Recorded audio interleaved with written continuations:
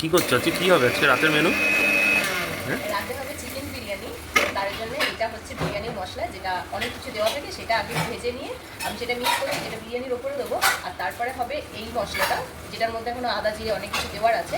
এতগুলো লঙ্কা দেওয়া হয়েছে, এখনো দেওয়া যাবে কাঁচা লঙ্কা, ঝাল ঝাল বিরিয়ানি। সেটা সেজে গুজে কোথায় গেছিলে? একটু ফুচকা খেতে গেছি। সন্ধ্যাবেলা ফুচকা, রাতে বিরিয়ানি।